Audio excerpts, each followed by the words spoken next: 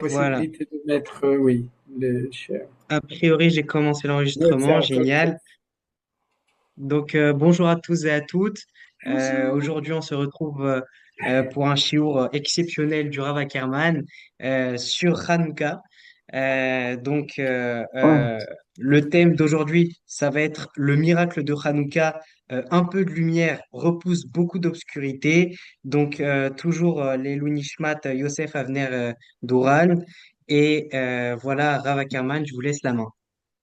Toda Rabba, merci Bonjour. Aviva. Dernier, on avait fait un cours qui était lié avec la Gvura de Hanouka. Et bien entendu, c'est un des thèmes essentiels puisque la guerre n'est pas tout à fait finie.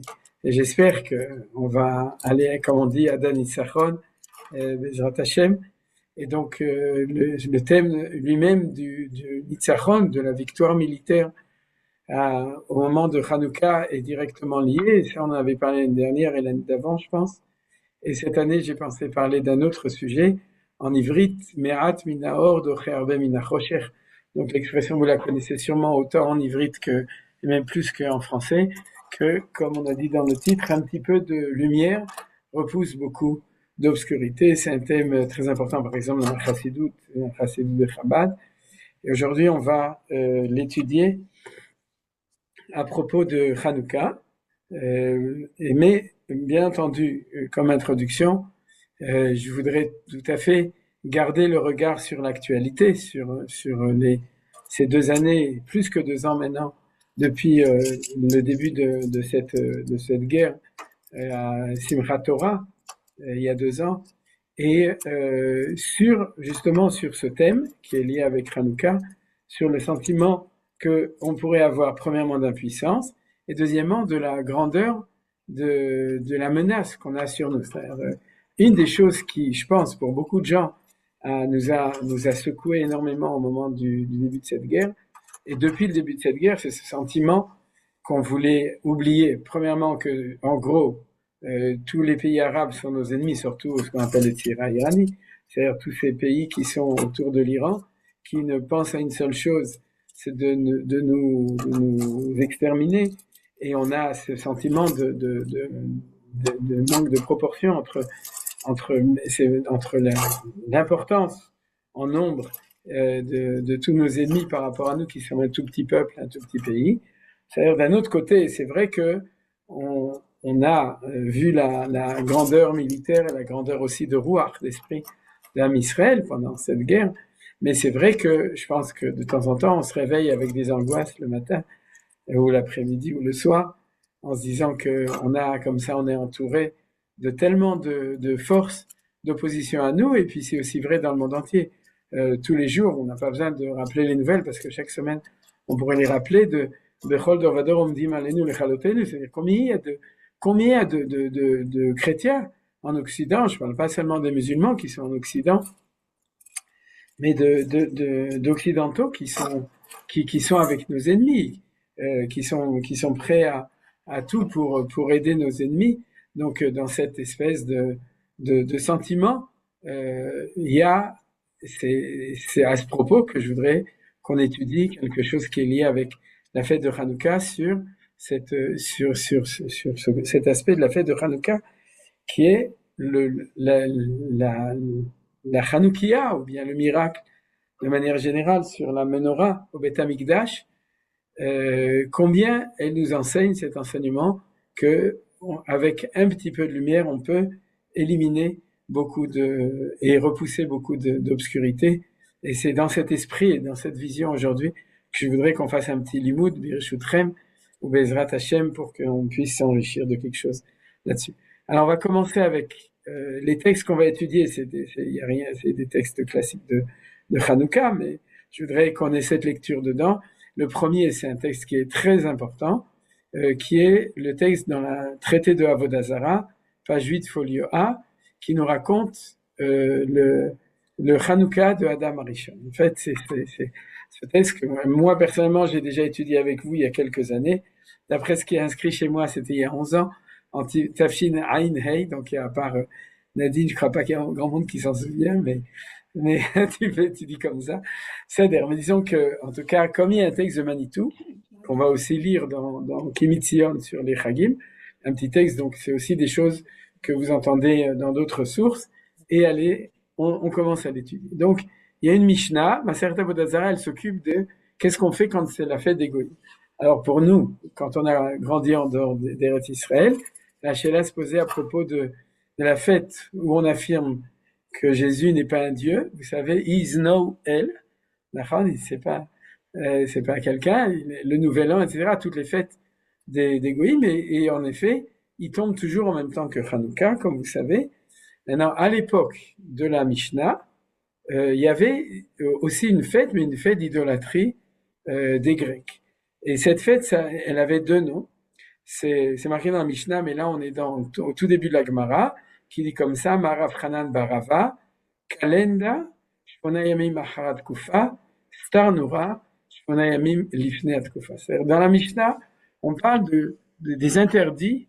Qu'est-ce qu'on n'a pas le droit de faire? On n'a pas le droit, par exemple, de faire certaines choses qui risquent d'amener à renforcer l'idolâtrie de la fête. Par exemple, si jamais tu lui vends plein de choses pour la fête, à l'idolâtre, il va remercier ses dieux pour cette fête. Donc, il y a certaines restrictions dans la Mishnah, dans la Gemara de Avodah Zarah à propos des fêtes. Aujourd'hui, le premier Tosfot de Maseret Avodah Zarah dit que si on fait pas du business d'objets de culte, d'idolâtrie, par exemple des croix ou des statues pour les chrétiens ou pour les hindous ou les idolâtres, en général, si on s'occupe uniquement de leur vendre du manger ou des trucs, des décorations, ouais, tant qu'il n'y a pas de signe d'idolâtrie, il n'y a pas d'interdiction. Bien entendu, si quelqu'un a ce genre de questions au niveau Maasé, le mieux c'est qu'il demande à son Rav habituel. Donc, Rav Hanan Barava dit comme ça, il y avait à l'époque de Noël, à l'époque des Grecs, il y avait deux fêtes. Une qui est très connue, c'est les Kalanda. Comment on le connaît? Parce qu'on connaît l'expression les calendes grecques. Ça a été repoussé aux calendes. Et les calendes, c'était cette fête-là. Et on dit pourquoi c'est les calendes et pas la calende. C'est parce que c'était 8 jours après le solstice d'hiver. Ça tombe exactement au moment de Noël. C'est-à-dire entre Noël et le premier an, si vous faites le calcul, il y a 8 jours.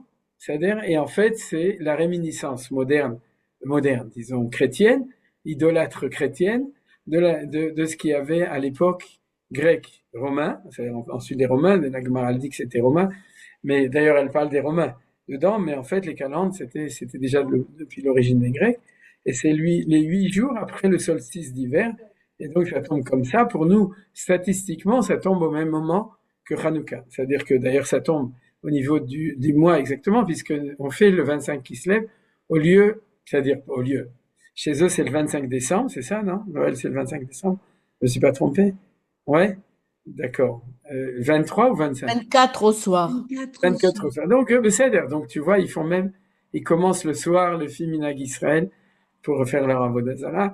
Et donc, mais en tout cas, chez nous, c'est La messe de minuit. voilà, c'est ça. C'est eux c'est le qui se couche, chez nous, c'est qui se lève. Et en tout cas, qui se couche. Et en tout cas, disons que ça tombe, il y a une équivalence, d'ailleurs, c'est exact. C'est-à-dire, il y a une précision dedans, que c'est ce qu'on appelle le solstice d'hiver. Et elle nous dit qu'à l'époque, il y avait aussi une autre fête qui s'appelait Star Noura.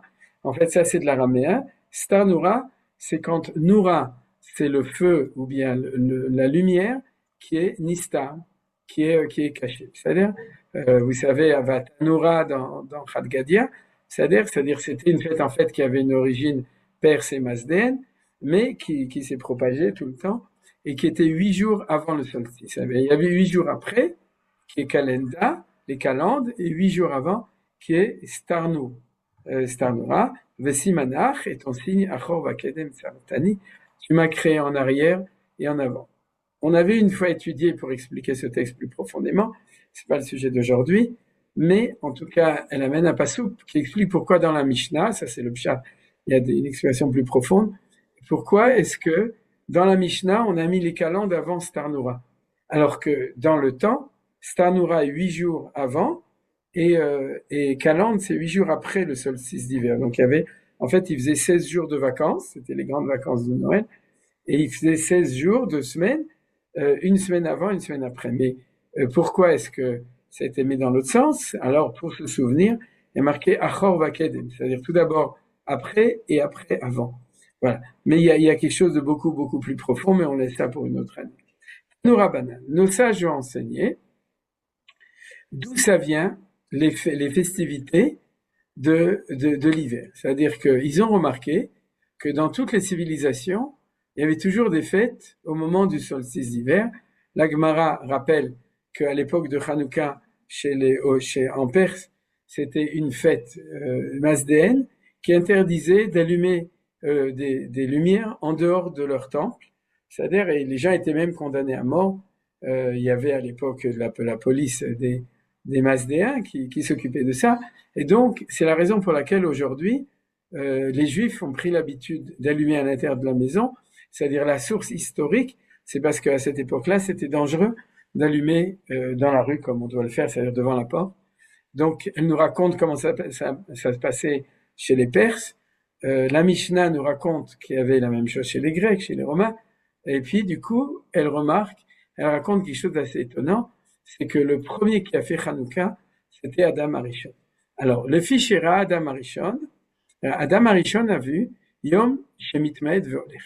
C'est-à-dire que Adam Arishon était créé en Tishri, et il a mangé du Etzadat Vara le premier jour où il était créé. Vous le savez, c'était le Yom HaShishi, le 6e jour de la création. Il a mangé du Etzadat Vara, donc du coup Dieu il l'a foutu dehors du Gan Eden, et le lendemain, le premier Shabbat, il était déjà en dehors, et c'était en Tishri. Maintenant, il est écrit plus ou moins au moment de l'équinoxe du printemps, c'est-à-dire au moment où le jour et la nuit sont d'ailleurs pas plus ou moins exactement, à 3-4 jours près, donc où le jour et la nuit sont équivalents, et puis de jour en jour, il se rendait compte que les nuits s'allongeaient et que les jours se rapetissaient tous les jours. C'est-à-dire, lui, il savait pas qu'avant, ça pouvait être autrement, tout simplement parce qu'il n'y avait pas d'avant. Le monde a été créé le 25 Elul, c'est-à-dire juste exactement 90 jours avant le 25 Kislev, c'est-à-dire le monde a été créé 6 jours après, et il n'avait aucune perspective. Donc, qu'est-ce qu'il a vu? Il s'est rendu compte que chaque jour, les nuits étaient de plus en plus longues et que les jours étaient de plus en plus courts. Maintenant, comme Adam, il était très, très croyant, il s'est dit, comment ça se fait que ça se passe comme ça? Il a dit, Ama. Donc, qu'est-ce qu'il a dit? Oili. Ouais, vous avez compris. Il a dit, Oy vavoy, Shema bishvil shesarachti, olam chashuch baati, choser le tovavo. C'est-à-dire, il y a une interprétation spirituelle de ça. Il a dit, sans doute que c'est parce que j'ai fauté, en ayant mangé du Etzadat Tovara, de l'arbre du bien et du mal avec Chava. Donc, Dieu a dit, le jour où vous ferez ça, vous deviendrez mortels. Vous savez, d'accord? C'est-à-dire ils sont pas morts le jour même, c'est-à-dire vous mourrez si vous devenez mortels. En fait, le pshat, c'est qu'ils auraient dû mourir. Comme ils sont pas morts, et qu'ils savaient pas encore qu'il était mortel, ils se demandaient comment ça allait se passer le décret divin. Et puis il a vu que le monde était de plus en plus obscur et de moins en moins lumineux. Donc il a dit, Jules Césararti, à cause de ma faute, le monde en fait rentre dans l'obscurité à cause de moi. Le Choser le Tovavo, il va revenir au Tovavo, c'est-à-dire que disons que chaque jour il y a 10 minutes de plus de nuit et 10 minutes de moins de jour. Donc dans 6 mois, dans 9 mois, je ne sais pas combien, c'est-à-dire on va avoir 24 heures d'obscurité et le monde va retourner au Tohu Vavo V'Choshech al Pnei Tehom. Est-ce que c'était logique? Il avait tout à fait raison, c'est très logique. Ouais, c'est-à-dire il a compris que le monde était en train de mourir. Ouais, Vezoï mita sheniknesa alay min hashamayim. C'est ça ce que Dieu a dit, que la mort a été décrétée sur moi. C'est-à-dire qu'en fait, puisque le monde a été créé pour l'homme, si l'homme faute, alors le monde va retourner au Tohu Vavo. Amad veyashav shmona yamim beta'anit uvetfila. Donc il s'est réveillé 8 jours avant le solstice d'hiver, min hashamayim, c'est-à-dire à ce moment-là, il s'est rendu compte que ça commençait à devenir un peu catastrophique. Vous vous souvenez en France, oui, à 8 heures il faisait encore nuit, et à 4 heures il faisait déjà nuit de nouveau. C'était vraiment l'angoisse. On allait à l'école, il faisait nuit, on rentrait de l'école, il faisait déjà nuit de nouveau. Hein? Tu te souviens? C'était mamage le Choshech al Pnei Tehom. Ouais, c'est le Tom, c'était le métro, et le Rocher, c'était quand il sortait du métro, quoi. Et donc, il a dit, il s'est réveillé 8 jours avant, et il a fait Ta'anit, et il a prié, il a dit à Kadosh Baruch Hu, Slicha, j'ai fauté, etc., pardonne-nous. Kivan Sherat Kufat Tevet, Ra Yom Shemarich Veolech. Et qu'est-ce qui s'est passé? Au bout de 8 jours où il a prié, il a mesuré, et il s'est rendu compte que les jours se prolongeaient. Ouais. Il s'est rendu compte qu'il y avait interversion du processus. C'est-à-dire que tout d'un coup, les jours étaient de plus en plus longs et que les nuits étaient de plus en plus courtes. Amar minago shel olam. Donc en fait, il a compris que c'était les saisons, qu'il y a une sinus comme ça, que chaque année, et puis qu'après, ça va revenir, et puis il s'est tranquillisé. Il a compris qu'en fin de compte, c'est vrai que l'homme est le centre de l'univers et que Dieu dirige, mais que c'est pas ça. La mort qui était décidée pour lui, c'est le fait que l'homme devient mortel, puisqu'avant il n'était pas mortel. Mais le monde ne va pas revenir au chaos. Il n'y a pas d'apocalypse. Vous comprenez? Olam que minagonok. Alors ça aussi, dans le cours que j'avais fait il y a quelques années, j'avais expliqué d'après Manétoyer plus profondément cette idée. Mais d'après le Pshat, c'est que en fait, il a dit, il a compris que c'était l'ordre de la nature. Alach, va'asa shmonei yamim tovim. Vous comprenez? C'est-à-dire depuis le solstice qui était le 25 qui se lève, c'est-à-dire, alors, il a fait 8 jours de Simcha Gdola, 8 jours de fête, ouais, les Shana Acheret, Asa, Ve'elu Yamim Tovim, et on nous dit que l'année d'après, il a même décidé de faire 2 fois 8 jours, parce que il a dit, maintenant que l'année dernière, pendant 8 jours, j'avais pleuré, et que j'avais jeûné, et que j'avais prié en pensant que le monde allait se détruire, alors, va farti, Evlam les Sasson, il a dit, même ces jours-là, je vais en faire des jours de fête. Et donc, c'est comme ça qu'il a fait les grandes vacances. C'est-à-dire qu'il a institué le fait qu'on allait faire du ski à Megève toutes les années au moment de Hanouka, parce qu'il a fait 8 jours avant le solstice d'hiver et 8 jours après de Yamim Tovim, ceux qu'il avait fait comme Yamim Tovim et ceux qu'il avait fait comme Avelut, ou Keva'am Leshem Shamaim Vem Kvaum Leshem Avodazar. Alors la Gemara, elle termine, elle dit, regardez ce qui s'est passé. Adam, lui, il a fait le Shem Shamayim. Il a vu la Anaga Elokit. Dans la nature, il a vu l'ordre de Dieu.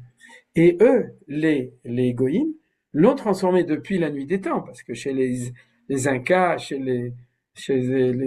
dans toutes les traditions pratiquement, il y a toujours une fête d'idolâtrie au moment du solstice d'hiver. Donc c'est pas nouveau que les chrétiens ils font Noël, c'est-à-dire le Nouvel An et la messe et tout ce que vous voulez.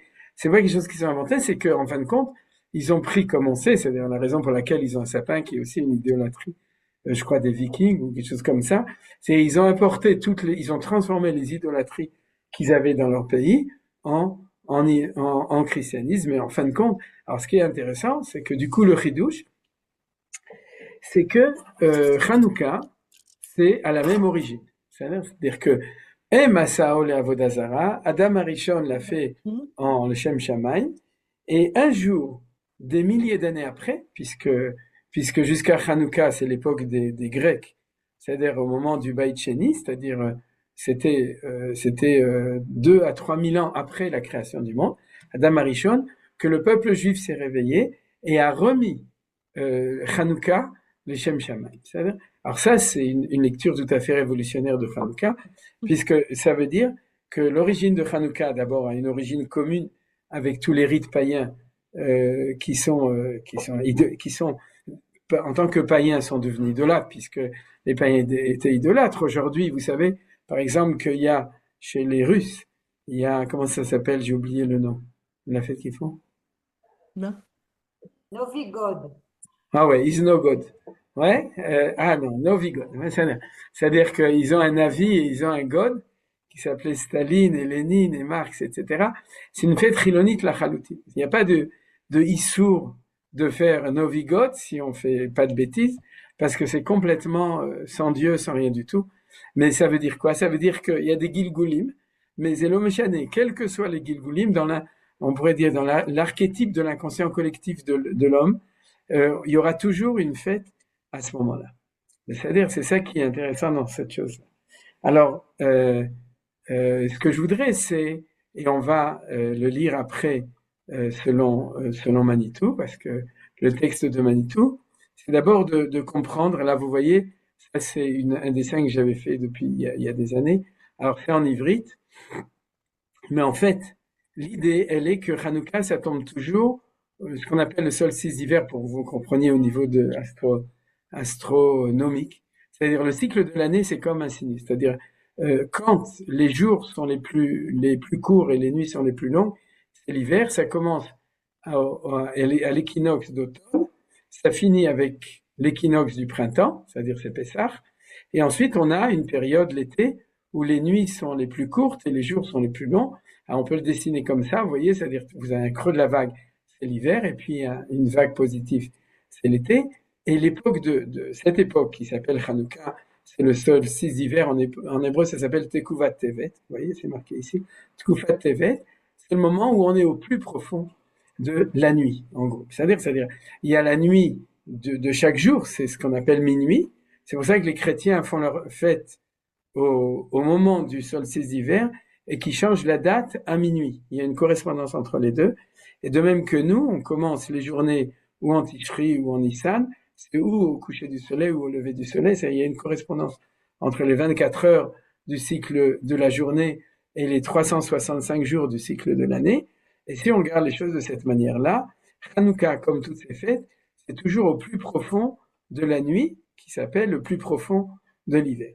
Alors, maintenant, quelle est l'idée que eux le font en idolâtrie et que nous, on le fait en contraire, en le Shem Shamaim. Alors, le Shem Shamaim de Hanouka, je ne parle pas du Shem Shamaim de Adam Arishon. Adam Arishon, il a eu un autre Shem Shamaim. D'ailleurs, lui, il a fait Estar Noura et les calendes, puisqu'il a fait 16 jours, 8 et 8, 16. Alors que nous, on fait que 8 jours. C'est-à-dire qu'on fait que les 8 jours qui sont à partir du solstice pendant 8 jours. Pourquoi? Parce que il y a deux choses dans la vie qui sont importantes.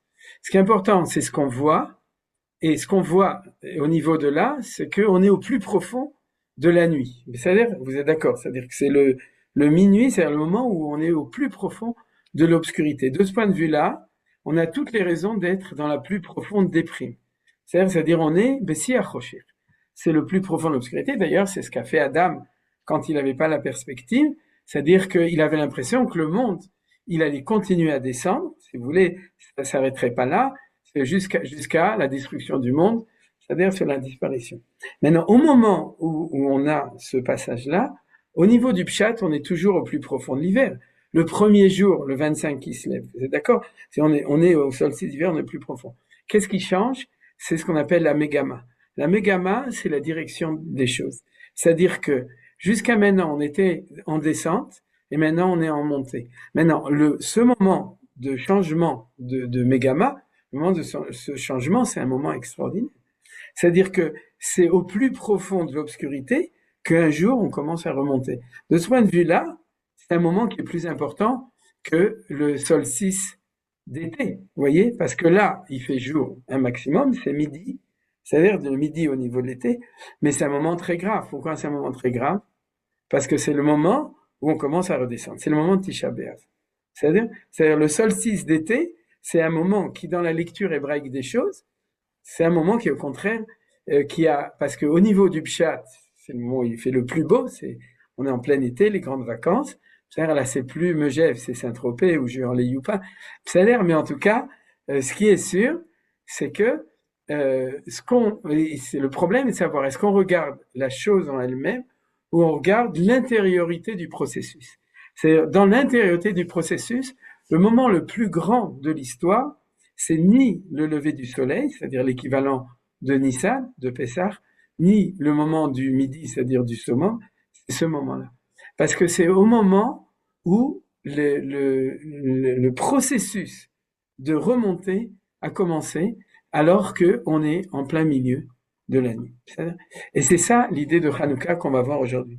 C'est-à-dire que Me'at mina or, docher be mina chosher, c'est l'idée que même s'il n'y a qu'une étincelle minime de lumière, cette étincelle c'est le moment où il y a le changement, où on passe au moment du solstice d'hiver à la remontée, et c'est les 8 jours de Hanouka. C'est-à-dire cette vision dynamique du fait que même si tu vois, tu es encore dans beaucoup d'obscurité, dès que tu vois une petite étincelle, tu vas stigmatiser. Et ça, c'est la lecture juive de Hanouka.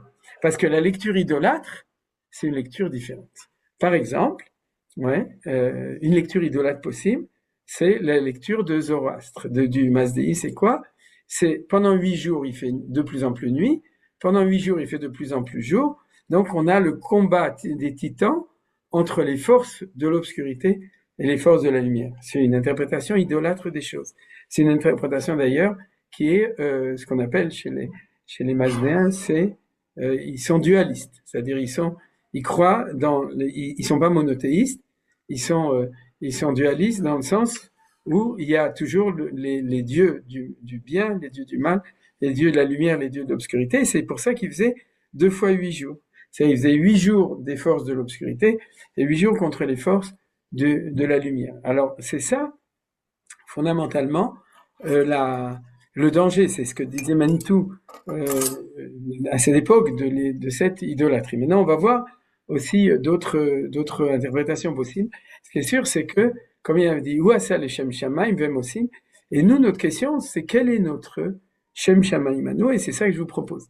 C'est notre Shem Shamaim à nous, c'est de ne sanctifier que les premiers 8 jours, les deuxièmes, c'est-à-dire à partir du solstice, qui sont d'être capable de voir comment est-ce que, à partir d'une obscurité complète, peut émerger de plus en plus de lumière. C'est ça l'idée. Alors, je vais ajouter un passouk qui est important ou 2 psukim qui sont liés avec on pourrait dire l'histoire du peuple juif de manière générale. Là-dessus, c'est Ki am kadosh ata l'Adonai Elohecha, becha bachar Adonai Elohecha liot lo le'am segula mikol ha'amim asher al pnei adama, c'est-à-dire qu'on est le am segula de Akadosh Baruch Hu, et continue Akadosh Baruch Hu, bon c'est Moshe Rabbeinu qui parle puisque c'est Devarim, mais c'est Beshem Hashem, lo meru bechem mikol ha'amim chashak Adonai bachem ve'yibchar bachem ki atem ha'me'at mikol ha'amim. C'est-à-dire que on a une condition naturelle, le peuple juif, que ce qui va faire la preuve de la réussite du projet d'Israël, et donc aussi de la Kedusha, c'est-à-dire l'Am Segula, c'est-à-dire Ata Am Kadosh l'Adonai Elohecha, c'est-à-dire tu représentes la Kedusha de Akadosh Baruch Hu dans le monde, et tu vas réussir à diffuser ça, et ça ne sera jamais parce que tu es le peuple le plus grand, le plus fort, le plus intelligent, le plus riche, ou le plus dictatorial du monde entier. C'est-à-dire, on est la force tranquille, ou bien, comme disait Mahatma Gandhi, c'est-à-dire que la réussite d'un projet qui vient non pas ni par la violence, ni par la puissance, mais qui vient par la vérité. J'ai oublié d'imprimer, mais en fait, dans la Haftarah, je crois, qu'on lit à Hanouka, et sinon, en tout cas, c'est un verset qui est très important, Lo, c'est le verset qui est marqué sur la grande synagogue de Strasbourg, c'est-à-dire qui a été reconstruit après la guerre. Mais lo bechayv lo bekoach, c'est marqué dans la prophétie de Haggai, si mes souvenirs sont bons, ou de Zecharia, c'est-à-dire lo bechayv, c'est pas par la force vekim beruchim, mais par mon esprit amar Hashem. Alors, on peut l'interpréter de manière très dangereuse et très pernicieuse, ce verset. Et je suis pas sûr qu'à Strasbourg ils savent le lire, mais en tout cas, l'idée qui est là, c'est-à-dire que la condition fondamentale du peuple juif, c'est qu'il y a tem ameat mikol ha'amim, et on n'est pas choisi parce que on est les plus forts. Et ça, c'est cette idée de cette petite étincelle, c'est-à-dire de Hanouka aussi dans ce sens des choses. Alors, on va voir comment est-ce que Manitou lit ça. Et voilà, excusez-moi, je suis en train de chercher Manitou. Voilà, il est là. Alors, Kimitzion 2 sur Hanouka, page 107, si je me suis pas trompé, une tradition non écrite. À l'époque du solstice d'hiver, regardez, parce que Manitou cite la Gemara sans la citer. C'est-à-dire, ce qu'on a fait aujourd'hui, c'est qu'on a donné à la Gemara le droit de citer, et Manitou en parle, mais directement. À l'époque du solstice d'hiver, les jours recommencent à s'allonger redonnant au monde un surplus de lumière sur le temps d'obscurité de la nuit. Donc vous voyez, c'est exactement ce qu'on vient d'étudier aujourd'hui. Selon le Midrash, et le Midrash c'est cette Gemara qu'on a étudiée dans Maseret Avodah Zarah, page 8, folio 1, dès le temps du premier homme, on allumait des feux en ces jours-là pour participer à la réinauguration des luminaires du monde. Ça, c'est une Tosefet Yafa de Manitou. Pourquoi il dit réinauguration?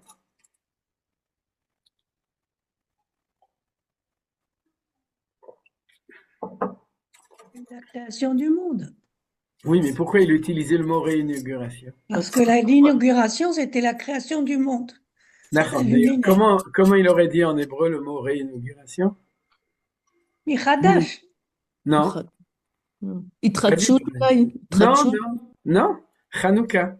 חנוכה, נכון. Et Hanouka Tabaït, c'est l'inauguration חנוכת du הבית, נכון. chez Hanouka Tabaït le David, alors Hashem qui dit litanie. Parce qu'à Hanouka, on a réinauguré le Beth Amikdash. D'accord, vous vous souvenez. Mais en fait, si la fête s'appelle Hanouka et pas Chag à Urim, justement, ou Chag à Menorah, ou Chag à Nitzachon à Leivanim, ou quelque chose comme ça, c'est que à l'intérieur de cette idée de Hanouka, c'est pas seulement qu'on a inauguré, c'est que chaque année, la lumière se réinaugure au moment du solstice d'hiver. Vous voyez, ça c'est le chidouche de Manitou, un petit Dvar Torah comme ça, le soir d'allumage des bougies, pour dire, vous voyez, c'est ça, des luminaires du monde. Et depuis ce temps-là, sans doute, dans toutes les traditions qui ont gardé la mémoire de la liturgie des commencements, vous voyez, c'est extraordinaire comme il le dit, c'est-à-dire qu'il y a une mémoire, il y a des peuples qui ont perdu la mémoire, mais c'est normal d'avoir une liturgie du commencement au moment du solstice d'hiver, parce que c'est à ce moment-là qu'il y a le recommencement de tout au niveau du cycle annuel du soleil. La mesure, c'est à ce moment-là où la lumière recommence à augmenter. C'est-à-dire, ce rite était perpétué à travers les diversités des significations que les différences des époques et des cultures lui avaient assignées. Donc, on peut faire un shiur sur, justement, sur, comme on a dit, sur les différentes civilisations, mais le constat, en tout cas, de la Gemara, c'est que les goïms, ils vont voir quelque chose de vrai, olam keminago noeg, et ils vont mettre dedans leur idolâtrie. Et de nous, notre rôle, c'est de montrer la lumière de Akadosh Baruch Hu qui se trouve à cet endroit-là. C'est la lumière de la Kedusha qui est à l'intérieur de ça. C'est-à-dire, dans l'histoire d'Israël, ce n'est qu'au temps du deuxième royaume de Yehuda, lors de la victoire des Hashmonaïm sur l'occupant du pays à l'époque, province syrienne de l'Empire grec, que l'événement historique de commémoration sera diagnostiqué et fixé pour l'avenir et depuis le temps des Judéens. Chag HaUrim, ça c'est l'expression de Yosef ben Matityahu. Comme Yosef ben Matityahu, c'est pas le plus grand tzaddik, parce que vous savez qu'il nous a trahis, il est passé du côté des Grecs, alors des Romains, pardon, du coup, c'est pas parce que il l'a appelé Chag HaUrim que ça a reçu une très grande cachérisation. Mais ceci dit, pour Manitou, il y a un sens, c'est pas les lumières de la Chanoukia, c'est Chag HaUrim dans le sens général. C'est-à-dire, c'est quoi? C'est la fête du fait de la réinauguration de la lumière, puisque on dépasse le solstice d'hiver. C'est-à-dire? Le fait de l'illumination, Chanouka, l'inauguration, trouve sa liturgie traditionnelle définitivement liée à l'inauguration du temple par les Maccabim, après la restauration de l'indépendance nationale au temps des Gréco-Syriens. C'est-à-dire grâce à la victoire militaire, on a pu découvrir cette chose-là. Alors vous voyez que du coup, Manitou a bien entendu relié la Gemara de Avodah Zarah qui parlait de la fête de Adam avec la fête de Hanouka pour nous. Mais la question, c'est comme ça. C'est, de Manitou, c'est pourquoi il fallait attendre 3000 ans pour trouver l'événement dans l'histoire qui pourrait nous permettre de réinventer le Hanouka de Adam Arishon. Vous comprenez la question? C'est-à-dire, ça va dans le sens général de la compréhension du temps selon les kabbalistes. C'est-à-dire, à chaque moment, potentiellement, le temps de cet événement existe déjà. Par exemple, le 15 Nissan existait en tant que temps de Cherut, Zman Cherut et nous, depuis la création du monde. Et puis il apparaît au moment, par exemple, où Yitzhak Avinu va bénir Yaakov et qui pense bénir Esav, et on dit Magid chez Pesach Haya, vous avez vu dans Rashi, qu'on dit que c'était Pesach. Ou bien au moment où les anges viennent annoncer à Sarah que Yitzhak va naître, ouais, elle a préparé des matzot. Et Lot aussi, il a servi des matzot, matzot afa vaechelu au Malachim, parce qu'il voulait aller chercher des invités pour faire le seder. Il a trouvé les deux anges, donc il était aux anges, et il leur a servi des matzot. Donc tout ça, ça veut dire que l'idée de Zman Cherutenu arrivait à ce moment-là depuis tout le temps. Il y a aussi un très beau midrash sur la parasha la semaine dernière qui dit que Issachar, il est né la nuit de Shavuot. C'est pour ça que Issachar, c'est l'homme de la Torah. Vous savez, dans toutes les tribus, Yodé, Bina, Leitim, c'est Issachar, et qu'il est né la conception était, comment on sait, c'est marqué dans Targum Yonatan, que les Doudaïm, vous savez qu'il est né au moment où Rachel a échangé avec des Doudaïm, et les Doudaïm, ils ne poussent qu'au mois de Sivan. C'est-à-dire que le moment où, ça je le sais, on peut le vérifier, c'est des mandragores, ils sortent au moment de Sivan. Donc vous voyez que il y a toujours bien avant le don de la Torah, il y a des étincelles de ça. Alors donc Adam, c'était l'étincelle de Hanouka, mais Hanouka en tant que fête au niveau de la signification, c'est comme si on attendait la guerre contre les Grecs pour comprendre ce que c'est que le solstice d'hiver et faire une fête pendant 8 jours après. Et c'est ça le chidouche de Manitou, mais il n'explique pas forcément. On va voir, vous comprenez? C'est-à-dire, je relis la phrase, oui, dans l'histoire d'Israël, puisque il y a l'histoire d'Adam et l'histoire des idolâtres qui font tous ces fêtes-là, ouais, les Mayas, les trucs, etc., les incapables, et ce n'est qu'au temps du deuxième royaume de Yehuda, lors de la victoire des Hashmonaïm sur l'occupant du pays, à l'époque province syrienne de l'Empire grec, que l'événement historique de commémoration sera diagnostiqué et fixé pour l'avenir.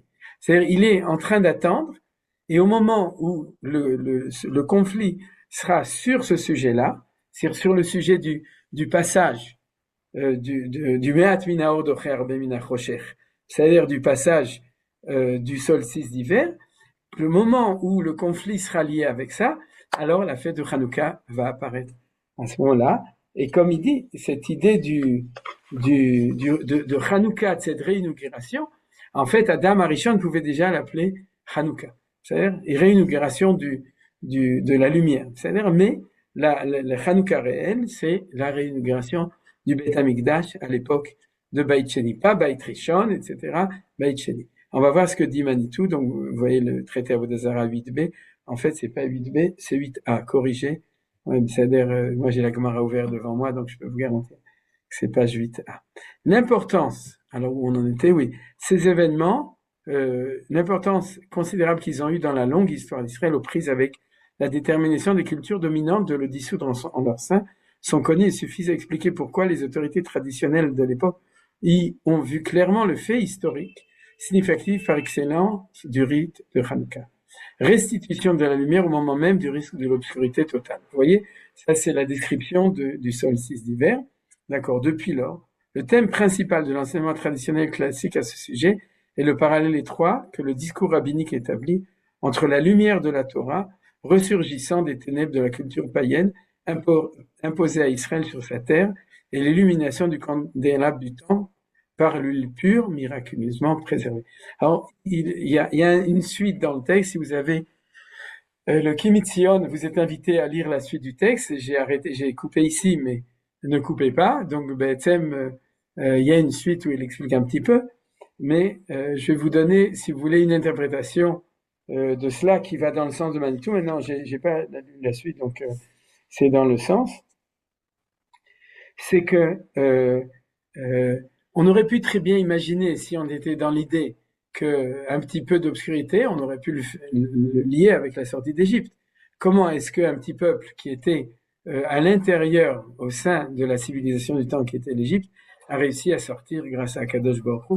Ça fait partie aussi d'ailleurs c'est la suite qui a thème à Me'at Mikolami, Hashem, de ta sortie d'Égypte, c'est-à-dire déjà là on voit comment est-ce qu'un petit peuple qui est lié avec Akadosh Baruch Hu peut avoir victoire sur les grandes civilisations du monde qui disparaissent en fin de compte.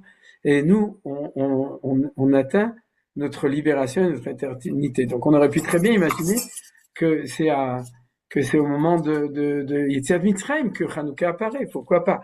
On aurait eu 4 fêtes de pèlerinage, dont un Hanouka. Ouais. Ou bien, on aurait pu imaginer qu'au moment de David Amelech, lorsque David, ce roi qui était petit et qui était comme ça, a vaincu toutes les nations qui étaient autour et aussi tous ses ennemis de manière générale, et où apparaît aussi cette vertu de Ketem Amead Mikolamim. Donc, si ça apparaît au moment de Hanouka, c'est que sans doute que c'est le moment de Hanouka qui est le moment essentiel. Alors, ce que je veux vous proposer, c'est que, en fin de compte, le conflit entre la Grèce et avec Israël, c'est un conflit entre deux valeurs. La valeur de la qualité d'une petite lumière qui représente l'intériorité des choses, avec d'un autre côté la valeur de la quantité. C'est-à-dire que la Grèce, et ça, Bezrat Hashem, on étudiera ces choses-là aussi dans les textes qu'on étudiera mercredi, si Dieu veut, c'est, si vous voulez, le langage de la Grèce, c'est un langage qui fait émerger la pensée philosophique, du monde de la matière. Et le monde de la matière, c'est le monde de la quantité. C'est-à-dire qu'en fait, ils interprètent le olam que minago noek, le fait qu'il y a un cycle de nature comme ça, ils sanctifient cette valeur-là. Maintenant, ça a été fait déjà avant, les astrobiologiques, les hygistes, c'est-à-dire les religions antiques, etc. Mais là, c'est arrivé au niveau du concept, c'est au niveau du concept dans la pensée philosophique grecque, qui est celui que la valeur absolue, c'est la valeur qui est mesurée dans la quantité de la matière. C'est-à-dire, c'est ce qu'on appelle la science, mais la science de la matière est élevée à la science de la spiritualité. C'est une spiritualité qui émerge de la science de la quantité, c'est-à-dire, et nous, dans notre discussion avec eux, dans notre conflit avec eux, on leur dit, vous, ce que vous voyez, c'est le phénomène extérieur, et nous, ce qu'on amène dans le monde, c'est la neshama du monde, c'est la lumière intérieure, non pas le keli, mais la lumière intérieure, la neshama, et dedans, oui, et ce n'est pas les phénomènes de quantité qui priment, mais c'est la victoire de la qualité sur la quantité, de la lumière sur le keli, sur le récipient, de la pnimiyut sur la chitzoniyut, de la neshama qui est élokite sur le gouffre, sur le corps. Vous comprenez, tout ça, c'est le conflit qui va émerger à un moment de l'histoire qui est celui de la rencontre entre Israël et la civilisation grecque. C'est-à-dire, hors dedans, c'est-à-dire, ils étaient en train de dire, si éventuellement, que ou bien c'est le conflit de la lumière, de l'obscurité, la lumière grecque contre l'obscurantisme, etc., ou bien tout simplement que cette petite lumière qui va émerger au moment du solstice d'hiver, c'est-à-dire d'Israël qui va dire Yesh po or gadol, c'est-à-dire cette petite étincelle, les Grecs vont dire mais on va vous l'éteindre en 2 minutes parce que vous avez une petite étincelle et nous on éteint cette étincelle, celle-là parce que on vient avec la puissance des éléphants, des canons, de la puissance militaire, la puissance politique, de la puissance matérielle, etc. Donc, cette lumière que vous croyez, que vous sanctifiez au moins le truc, elle va être étouffée dans l'œuf, et elle ne tiendra pas, elle ne peut réussir qu'au moment où elle arrivera à son summum, ou en tout cas à un moment où elle sera très forte, et ça, la force, elle est chez nous. Vous comprenez? C'est-à-dire que dans ce conflit, on était en train de dire, vous croyez que vous allez nous effacer, et non, parce que la force intérieure de cette étincelle qui apparaît est plus forte que tout. Et ça, c'est ce qu'on appelle la kedusha de l'interprétation du passage du solstice d'hiver. C'est-à-dire cette émouna shlema, que même une toute petite étincelle comme ça, dans la mesure où elle vient du Kodesh, de l'origine de la sainteté, de la Elokut qui se trouve à l'intérieur d'Israël, c'est-à-dire, à ce moment-là, elle va pouvoir effacer toutes les obscurités, tous les obscurantismes du monde, c'est-à-dire l'Iran, tous nos ennemis, etc., dans toute l'histoire. Mais au niveau du concept rayoni, c'est au moment de la rencontre avec la Grèce où ça va apparaître. Alors, je vous signale Béalpé que je me souviens plus si je crois que c'est déjà Manitou aussi l'avait cité, mais tout le monde le cite, c'est que si vous comptez depuis le mot de Bereshit 25 mots, jusqu'au 25 Kislev, c'est-à-dire le 25e mot de la Torah, c'est Vayomer Elohim Yehi O. C'est-à-dire Bereshit bara Elohim et Hashem et Haaretz, etc. Comptez, j'ai vérifié tout à l'heure. Le 25e mot, c'est O. La première fois que la lumière apparaît dans le texte de la Torah, c'est au 25e mot, 25 Kislev, c'est-à-dire le solstice d'hiver, où la lumière apparaît. Or, qu'est-ce qui est juste avant? C'est-à-dire que ce qu'il y avait jusqu'à ce que Dieu dise Yehi Or, ce qu'il y avait, c'est il y avait l'obscurité dans le monde, ça correspond à la descente jusqu'au solstice d'hiver, c'est-à-dire, et nos sages nous disent comme par hasard que l'antithèse de cette lumière d'Israël, c'est Malchut Yavan. Vous vous souvenez, Va'aretz hayta tohu ze Bavel, Vavohu ze Parasumadai, Vechoshech c'est Yavan, Alpeneteom ze Edom. C'est-à-dire les quatre empires, c'est-à-dire quand on voit que quand ça descend, il y a les quatre empires parce que tout va de mal en pire jusqu'à ce qu'on arrive au solstice d'hiver et que ça commence, Yeyor, Vayor, où la lumière recommence à monter. Et donc la quintessence au niveau des civilisations, c'est ce mot Chocher qui va avec Tovavo Chocher, qui précède, qui est dans la descente, qui est Yavan. Donc en fait, les 8 jours d'avant, c'est l'obscurité du monde. Je vais même dire, pour parler de Kabbalah, Shvirat HaKelim. Et puis quand on arrive au solstice d'hiver, à ce moment-là, on commence à remonter.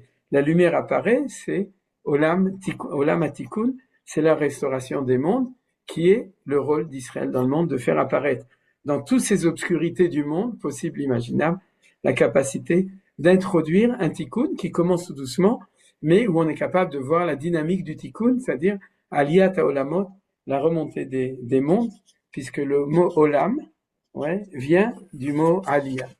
C'est-à-dire cette capacité non pas de voir que ça va de mal en pis, c'est-à-dire, mais au contraire, que ça va Olech va or, que le monde il est capable depuis ce moment-là de remonter. Alors pour terminer le cours, on va donner des comment ça s'appelle je vais vous donner quelques halachot pour ça je peux même prendre le temps de fermer le texte, après si on a le temps on réouvrira. Comme ça je vois tous, surtout ceux qui ouvrent les caméras. C'est-à-dire, ces caméras c'est la chambre obscure. C'est-à-dire, mais en fait, ici, au contraire, c'est la lumière, c'est-à-dire, alors comme ça. Au niveau du Nusach de la Tfila, quand on dit à l'anissim, on dit Masarta Giborim Biat Chalashim, Verabim Biat Meatim, Moshem Biat Tzadikim, Utmim Biat Teorim, Zedim Biat Oske Toratecha. Et il faut dire que le thème central de tout, c'est Rabim Biat Meatim. C'est-à-dire le fait que dans notre victoire, nous on est Me'at, et vous vous souvenez qu'il y a thème à Me'at Mikol Ha'amim, qu'en face de nous, il y a toutes les puissances possibles, imaginables, qui sont, en fin de compte, l'idée que Achazak Sored, les plus puissants sont censés gagner, et que nous, on gagne Beshem Ameat. D'accord? Au nom du Meatim, au nom de cette étincelle de Rechaim Beyat Tzadikim, Tzadikim, Haïti Tzadikim, Vemuatim, il n'y a pas beaucoup de Tzadikim dans le monde, il y a plus de Rechaim, il y a plus, Ken, c'est tout, comment ça s'appelle? Dans Mizmor Yom Shabbat. Kol Po'alei Havel Ishamdam. Vatamaram Leolam. Oui, mais ça c'est à la fin. Mais au début, Uzamer Veshimcha Elyon. Allez, à Sorel, il y en a les gars qui s'en rendent, Ishbar, Bifroach Rechaim que mon Esev. C'est-à-dire que les Rechaim, ils poussent comme de la mauvaise herbe. Vous avez vu, il a plu. En 3 jours, il y avait de l'herbe partout. C'est-à-dire que ils poussent de tous les côtés. Vous voyez, Tzadik Tamar. Jusqu'à ce qu'un tamar, il pousse. Vous voyez, il faut beaucoup de tamar. Et aussi jusqu'à qu'Erez Balvanon Isge, jusqu'à ce que un cèdre, ça réussit à sortir. Mais par contre, les Rechaim que moi, c'est, l'Ishamda Madea, mais c'est pas la quantité qui compte, c'est la qualité. Alors ça, c'est la première chose. Bezrat Hashem, quand on va donner notre fila, on va prier à l'anissim, alors on va penser à cette chose-là. Que Me'at Minaor Docher Arba Minachocher, Ken Me'atim Rabim Beyad Me'atim. Ça, c'est la première chose. La deuxième, c'est Halacha Kevet Hillel. Vous vous souvenez qu'il y a Bet Shammai et Bet Hillel? Et Bet Hillel, il dit quoi? C'est qu'on allume d'abord 1 et 2 et 3, Mosif Veoler. Et ça, cette idée, c'est la plus belle idée. Alors, qu'est-ce qu'il pense Bet Shammai? J'avais fait dans le cours d'avant, j'avais expliqué il y a quelques années. Pourquoi est-ce que Bet Shammai, il avait une Reya possible? Mais Halacha que Bet Hillel, Mosif Veoler. Ça veut dire quoi? C'est-à-dire, dans le fait d'allumer 1 et ensuite 2 et ensuite 3, c'est une affirmation que si tu allumes le premier, Bezrat Hashem, Yosif Veoler. C'est-à-dire que dans le monde de la Kedusha, de la lumière que le peuple juif amène dans le monde, si tu commences à allumer une bougie, demain il y aura 2 bougies, après 3 bougies, et puis après on va dire bouge-toi un peu encore, et puis ça va commencer à augmenter, parce que c'est c'est la transformation de l'ordre du monde. Le monde n'est pas en train de descendre, de disparaître. Le monde est en train de renaître, de réinaugurer et de monter. Olech Vatov, ouais, de mieux en mieux. Bezrat Hashem, c'est le Olam Hatikun. Ça, c'est la deuxième halakha qui va dans ce sens. La troisième, c'est une halakha très importante qui dit Adlaka Osa Mitzvah. Il y a une marloquette dans la Gemara. Est-ce que Adlaka Osa Mitzvah, c'est-à-dire le fait que le fait, bon, je vais pas rentrer dans les détails, il y a deux halakhot, mais est-ce que c'est le fait que l'huile brûle pendant une demi-heure qui est la mitzvah, ou l'acte d'allumer qui fait la mitzvah? Et la halakha, c'est Adlaka Osa Mitzvah, c'est pour ça qu'il y a une halakha, Kafta en Zakukla. Si tu allumais, et il y avait assez d'huile pour que ça brûle le temps que ça doit brûler, et que ça s'est éteint après, tu as fait la mitzvah, tu n'as pas besoin de rallumer. Pourquoi? Parce que ce qui est important, c'est l'instant du passage de la descente à la remontée. Et ça, c'est la hadlaka. Tu allumes. Après, Bezrat Hashem, ça va continuer à brûler. Et si ça n'a pas continué à brûler, tu as fait cet acte, et puis la prochaine fois, la prochaine hadlaka, ça marchera mieux. Mais en tout cas, l'acte qui est important, c'est pas la quantité, c'est la qualité du principe d'être capable de montrer que l'émergence de la lumière à partir de l'obscurité. Ça, c'est la troisième halakha. Et c'est aussi au niveau du Mikdash. La Gemara, elle demande, la Gemara de Shabbat, justement dans la Sibia, elle dit pourquoi on allume la menorah dans le Beth Amikdash, et pourtant, c'est-à-dire il y avait une lumière intérieure là-bas qui était plus forte, qui venait du Kodesh à Kodashim, qui était là, c'est-à-dire Vechil Ora ou Tsarich. Est-ce qu'on allumait ça pour éclairer le Kohen quand il rentrait dedans, pour offrir pour le Lechem HaPanim, pour toutes ces choses-là, etc. Et maintenant, et la Gemara, elle dit, et la Edout ou le Mot Haolam Shashrina Shora B'Israël. C'est la lumière du candélabre, de la menorah, c'est un témoignage pour les nations que la Shrina se trouve à l'intérieur du peuple juif. Donc en fait, la menorah spirituellement, elle éclaire le monde entier du message qu'il y a de la lumière de tous les côtés, etc. Mais il y a un doute, il y a un témoignage que cette petite lumière de cette petite menorah qui se trouve dans ce petit temple, qui se trouve dans cette petite ville, qui est dans ce petit pays, qui est à Yerushalayim, c'est-à-dire, eh bien, cette menorah, elle éclaire le monde entier. De quoi? La lumière de la Shrina chez Shora B'Israël, de la Shrina, de la présence de Dieu qui se trouve à l'intérieur du peuple juif. Il faut pas avoir peur. Il faut pas avoir peur du fait que le monde entier est pro-palestinien et que il déclare tous les jours qu'il va nous mettre en kherem, qu'il va nous foutre dehors de Dublin et de Dublin et de tout ce que vous voulez. C'est-à-dire tout ça ou tout ça, l'oléfaret. Parce que cette lumière-là, c'est la lumière de la vérité, de l'authenticité des choses, de la lumière de Or Eloki. C'est-à-dire, et cette lumière du Or Eloki, elle est obligée, en fin de compte d'histoire, de repousser toutes les obscurantismes et obscurités du monde. Et je vais terminer avec, j'avais encore une idée, peut-être, sinon on le fera la semaine prochaine. Peut-être, on irait Bezrat Hashem, peut-être qu'on continuera là-dessus. Mais en tout cas, parce que j'ai trouvé un texte du Kolator, pas dans le Kolator, d'un autre rab, qui cite le Baal Kolator, qui a lié ça avec ce qu'on étudie d'habitude. Donc, Blineder, peut-être, la semaine prochaine, c'est ça qu'on étudiera. Mais en tout cas, et si vous voulez, au niveau du miracle lui-même, de la menorah, c'est-à-dire, vous savez que les Hashmonaïm, quand ils avaient une fiole d'huile, ils avaient de quoi allumer pour une journée. Et tous les commentateurs, ils disent, c'est l'époque de Hanouka, c'est l'époque de la récolte des olives. Mais si Kazeitim, il faut attendre que les olives y soient noires, c'est-à-dire, et c'est en ce moment, c'est-à-dire, c'est bien après Tishrei, etc. L'époque où on récolte les olives, c'est en ce moment, en gros. Et une fois que tu as les olives qui sont noires, qui sont bien mûres, etc., sur l'arbre, tu les récoltes, c'est à ce moment-là qu'on fait l'huile d'olive. C'est-à-dire, l'huile, elle est produite en ce moment. Dans les 2-3 mois qui viennent, c'est à ce moment-là où on fait la nouvelle Amasik Hadash, la nouvelle récolte des olives. Donc, normalement, les Hashmonaïm qui savaient tout ça, ils auraient dû attendre qu'on refasse une nouvelle production pure d'olives. Et pourquoi est-ce qu'ils ont utilisé cette fiole qui datait de la production des années précédentes? Ça se trouve de quelques années, en fait au moins 3 ans avant, parce que les Grecs étaient pendant 3 ans, ils avaient souillé le Beth Amikdash, donc ils ont trouvé une bonne bouteille d'huile Meshek Ahya, garantie, etc., comme il fallait, Tahor, et ils ont décidé d'allumer alors qu'il y avait une journée. Et logiquement, ils auraient dû attendre 8 jours ou 15 jours. Bon, les Chachamim disent que ça prenait 8 jours de le faire, mais c'est pas important. Ce qui est sûr, c'est qu'ils auraient dû attendre, aller chercher une nouvelle production pure, et puis l'allumer. Pourquoi est-ce que tu allumes pour une journée? Eh bien, ça, c'est la même idée. C'est qu'ils ont dit, on sait que nous, on est au solstice d'hiver.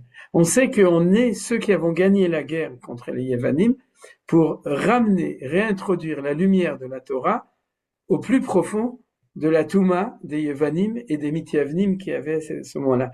On a gagné la guerre, on allume parce que, Bezrat Hashem, si on a la Emouna que au moment où on a changé de direction, que c'est le moment où c'est la lumière, alors une petite étincelle de lumière qui est de l'huile pour une journée, on ne sait pas ce que Akadosh Baruch Hu fera. Peut-être qu'après on arrêtera et qu'on rallumera après ma balade la Kaosa Mitzvah.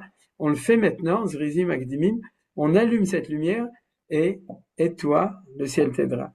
Et qu'est-ce qu'a dit Akadosh Baruch Hu? Il a dit Chazak u'Baruch. Il a dit, si vous allumez la première étincelle de cette lumière du post-solstice d'hiver, alors moi, je continue à le faire avec vous et je montre que vous avez raison, que le processus, c'est un processus de Mosif Ve'oler, que la lumière de Akadosh Baruch Hu dans le monde, qui est amenée par Am Israël dans la victoire militaire contre les Grecs, qui se traduit dans la victoire spirituelle de cette tikkun, olam tikkun, de ramener de la lumière, de la kedusha et de la pureté dans le monde, parce que c'est de l'huile pure. Ouais, c'est pas le pire, c'est le pur, comme on disait chez mes ancêtres polonais. Nachon, c'est de l'huile pire. Et à ce moment-là, ça va aller Bezrat Hashem, Mosif Ve'oler. Et Bezrat Hashem de notre temps maintenant, depuis cette guerre-là, on a vu qu'après cette nefila terrible des premiers jours de la guerre, on est tout le temps en train d'aller Oler Va'or, au niveau et de la victoire militaire contre nos ennemis et de notre Hitororut spirituel de Am Israël, c'est-à-dire pour se rapprocher de Akadosh Baruch Hu, ça va ensemble. Beaucoup de Tahara, beaucoup de Balagan, beaucoup de Touma, mais beaucoup de Tahara, beaucoup de lumière, Bezrat Hashem, Vayomer Elokim Yeho, Vayor. Voilà, j'allais dire Shabbat Shalom, mais c'est pas le moment. Alors, Chag Sameach, on peut déjà dire Chag Sameach. Chag Sameach, oui. Bédiouk. Tov. Karagil, si vous avez des remarques. Aaron, tu as quelque chose à dire? Il y a quelque chose? Ou Nadine, je ne sais pas, il a ouvert son micro. Vas-y Nadine Mechavon. Si la marloquette entre Shammai et Hillel, c'est les non, entre Shammai et Hillel, c'est marloquette les Shem Shammai, Ouais. les deux raisons. Comment Shammai a pu s'opposer à une telle idée, puisque c'est la base de la Yadout en fin de compte. C'est une très bonne question. La réponse que j'avais donnée il y a 11 ans, ça m'étonne quand même. Tu t'en souviens pas? Non, j'ai oublié. Je te pardonne. Avec l'âge. Mais en tout cas, la réponse que j'avais donnée il y a 11 ans, c'est que Adam Arishon, il a fait 2 fois 8 jours. C'est-à-dire? Et que la Gemara, elle dit, eux l'ont mis du côté de la Avodah Zarah, parce qu'en fait, ils en ont créé une dualité du combat entre la force du bien, la force du mal, et que le truc, etc. Et là, tu peux aller dans toutes les directions, chrétiennes, grecques, idolâtres, romaines, tout ce que tu veux. Il y a 2 noms, il y a Calandre et Starnoura. C'est-à-dire les deux fêtes. Moi, c'est un chidouche personnel. Que Bet Shammai, lui, il a fait les 8 jours, il l'a fait après, mais il a vu les 8 jours de fête de Adam Arishon, du fait que d'un côté, nous, on augmente, mais d'un autre côté, les goïms, pochet veoler. D'ailleurs, c'est pour ça que ça va en même temps. Il y a une des explications dans la Gemara, c'est que Neged Pareachag. Bet Shammai dit que c'est par rapport aux vaches, aux taureaux qu'on amène au moment de Sukkot. Or, si tu regardes Rashi là-bas, il dit, c'est que Neged Umot Haolam chez Portim veoler. C'est-à-dire que dans le processus d'histoire, ceux qui viennent avec nous, ils vont être associés à notre processus de Aliyah, c'est-à-dire du Tikkun Olam. Ceux qui s'opposent à nous, excuse-moi, je lis aussi, je le mute. C'est-à-dire, dans le monde, il y a en effet 2 processus. L'angoisse des goïms, c'est quoi? C'est l'angoisse de Esav, Hineni Olech Lamut. C'est que quand la civilisation d'Israël augmente, la civilisation des nations disparaît. Mais non, comme disait toujours Manitou, c'est pas qu'ils sont fichus. C'est-à-dire, c'est qu'au contraire, ouais, il y a un qui souille, un fichu. C'est lequel? C'est qu'ils sont appelés à s'associer au processus d'Israël. S'ils viennent avec nous, alors ils seront dans le Mosif Veoler de Beth Hillel. S'ils s'opposent à nous, ils seront Pochet Veoler, et c'est les 8 jours avant le solstice. Et c'est ça qu'a fait Beth Shammai. Mais comme la halakha, c'est pas les deux ensemble, c'est que la halakha a voulu mettre l'essentiel sur le côté positif, et c'est ça la vision de Beth Hillel.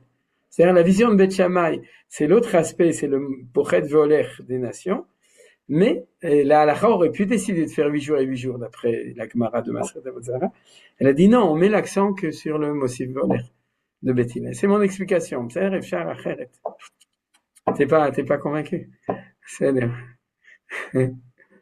Non, je comprends, mais je vois pas pourquoi Shammai il va du côté des nations, je veux dire. On est là dans notre tradition.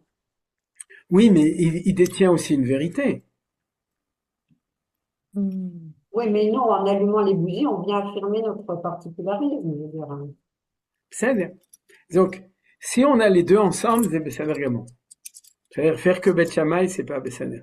Mais, si tu veux, c'est comme le Maharal qui dit que Dieu il nous a sorti Beyat Chazaka ou Vizroan Touya.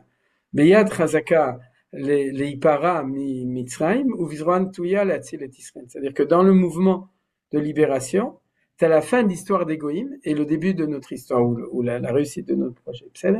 Et c'est comme le combat entre l'ange de Esav, de toute la nuit, donc de toute la galoute, et ensuite il a dit, Shalchenika la Shachar, Giazmani, la Gitchira, parce que j'ai fini mon histoire. C'est-à-dire, mon histoire est terminée, c'est ton histoire qui commence. Donc, le Hémet, il est des deux côtés. C'est-à-dire, le combat contre le Rocher et la réussite du haut. Les deux sont vrais. Maintenant, comme tu dis, l'essentiel, c'est la Hakabetil. Là. Oui. Tov, encore un. Chazak ou Baruch. Oui. Nicole, tu veux dire quelque chose? Mais attends, mais il faut que tu unmutes. Il faut que tu ouvres ton... Voilà, et maintenant on t'entend. Je crois. Non, ton micro, il est pas muté, mais on t'entend quand même pas. Il faut que tu appuies sur quelque chose. Non, Nicole, tu nous entends? Bon, ça marche pas. Problème du micro. Sinon, si c'est court, tu peux envoyer en chat et puis je répondrai. Non. Parce que c'est là. Qui a une autre question? Entends ou pas? Mais non, non. Oui, non, t'entends. Non, on n'entend pas. Je suis sûr, on entend. La fille de mon fils a eu un petit garçon il y a quelques heures. Mazal Tov. Ah, Mazal Tov. Mazal Tov. Tov, ça c'est חשוב מאוד, יפה מאוד. אז Mazal הרבה Tov, שמחה Nicole. ונחת. Nicole. Tov, יפה מאוד.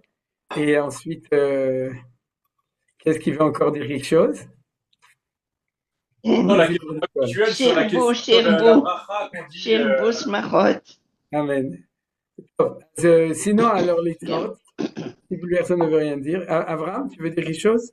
Non, j'ai la question habituelle sur pourquoi on fait la bracha sur que Dieu nous a ordonné d'allumer. Ah, ben tu sais quoi? La réponse dans Manitou, elle est extraordinaire. C'est le pshat de la Gemara, c'est marqué dans Masechet Shabbat, justement dans la Sugia de Hanouka. Elle dit, Ma mevarech, asher kisham estav, echan sivanu. Où est-ce qu'il nous a ordonné de ça? Et il y a marqué, Lo tasur min adavar asher gidu lecha yaminu smol. Tu dois pas te détacher de l'ordonnance des sages. Donc c'est marqué dans la Torah. Donc on le fait parce que Dieu a donné aux sages le droit et le deuxième, et il y a une deuxième opinion, Shalavicha vegatraz kanecha ve'omulach, demande à ton père, il te racontera, et tes ancêtres. D'après Manitou, il y a deux sources, la source identitaire et la source halachique. La source halachique, c'est les sages qui sont investis par la Torah, et la source identitaire, c'est qu'il faut être capable d'interpréter l'histoire. C'est pour ça que si tu es dans la sagesse des halachot, mais que tu ne connais pas la première partie de la Torah, ce qu'on a vu le mercredi, alors tu n'es pas suffisant. Et si tu es dans ça, mais que tu ne sais pas le transformer en mitzvah, c'est-à-dire tu fais un folklore de Hanouka sans mitzvot, ça devient que des souvganiot et le train d'Elech, le sevivon, c'est-à-dire c'est un beau trend, mais ça manque de Asher Kisham Mitzvotav, les deux ensemble. Maintenant, d'après ce qu'on vient d'apprendre aujourd'hui, c'est quoi la grandeur des sages? C'est de savoir dire que c'est au moment de Hanouka, c'est-à-dire du conflit avec les Grecs, que c'était le moment de resanctifier le solstice d'hiver de manière de montrer la Kedusha du temps. Comme j'ai dit, on aurait pu le faire à la sortie d'Égypte. D'ailleurs, un midrash qui dit qu'on a fini de construire le Mishkan au moment de Hanouka. C'est-à-dire, on aurait pu le faire au moment de David, à d'autres moments. C'est-à-dire, cette Chokhmah, c'est qu'en fait, c'est de Horaïta par l'intermédiaire des sages. C'est-à-dire, le temps existait depuis la création du monde, mais comme c'est pas le temps de la sortie d'Égypte, c'est un temps ultérieur, donc c'est les sages qui savent faire descendre cette valeur, on pourrait dire de Torah, à l'intérieur du temps d'histoire. C'est-à-dire, ça c'est l'interprétation plus profonde de la réponse à la question. Top. Merci d'avoir visionné cette vidéo. Je vous invite à vous abonner à notre chaîne InMode pour plus de replays, de conférences, de cours, d'interviews. Cliquez sur le bouton juste ici et vous êtes abonné à l'InMode. À très bientôt.